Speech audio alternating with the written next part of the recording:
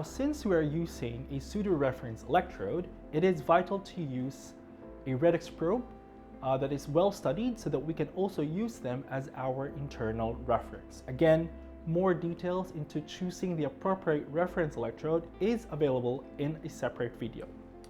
For our demonstration, we will be using ferrocene as our Redox probe and as our internal reference. Earlier, we have seen that the potential window that we can access using non-aqueous systems is wider. But for this part of the demonstration, we'll try to shorten the potential window to approximately -0.2 to 0.921 volt, just to see the effect and the response of ferrocene in our non-aqueous system. Now, with the rest of the parameters the same, we will do a cyclic voltammetry first of the blank, that's what you're seeing here, which is without ferrocene. Here you will see no Redox peaks, but only a charging current response due to the working electrode in our superworking electrolyte. Now we have added our ferrocene into our cell. So with the same parameters, we will be doing a separate cyclic voltammetry. And here, we are expecting to see the response of ferrocene in our system. And as you can see here in this oxidation peak, and we would also be seeing the reverse, as you can see here with a reduction peak, which is very ideal for the response of ferrocene. Now, normally ferrocene is added at the end of the study when employing cyclic voltammetry to establish a reference for the measurements performed, in our case with a pseudoreference silver-silver reference electrode. The presence of ferrocene should not have any effects of the studied compounds present in the electrolyte solution. However, the value given for that specific investigation is valid only for the employed electrolyte solution, since despite being a Redox reference system in non-aqueous solvents, changing the solvent and background electrolyte can cause some variations in the response of your ferrocene. For the last part in our demonstration, we will look at the electrochemical response or reduction of fullerene. The Redox behavior of Buckminster fullerene, or Cis60, has been previously studied in non-aqueous systems using cyclic voltammetry, and they've found out approximately 6 reversible electron transfers, which is measured at -10 degrees. Now, in our case, we will try to do that, but at ambient temperature. We will use cyclic voltammetry to study the behavior of fullerene in our system. Now, the supporting electrolyte we will be using for this part of the demonstration is still 0.1 molar tetrabutylmonium hexafluorophosphate. But the solvent, the non-aqueous solvent we'll be using, will be different because due to the solubility issues of fullerene in different organic solvents. In our case, we'll be using 4:1 volume ratio between dichlorobenzene and your acetonitrile.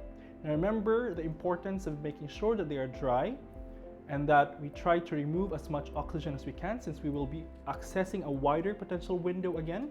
So that's what we are doing now. We are trying to degas our system again with argon.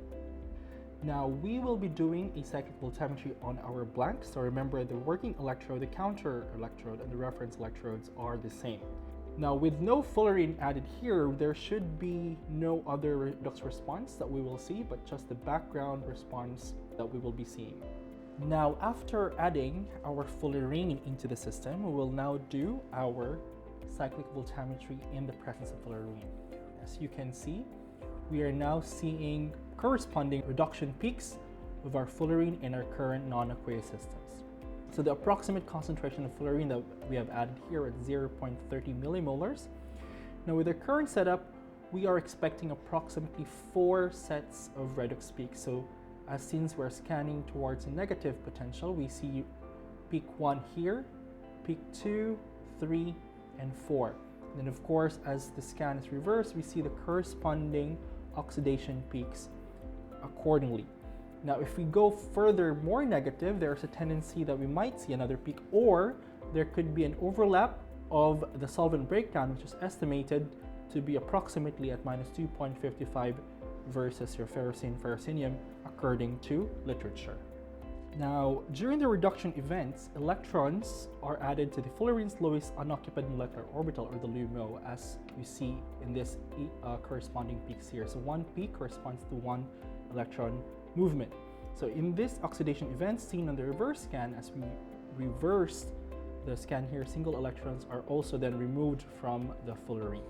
So this corresponds now to 4 of those electron events that we have seen in this system so far.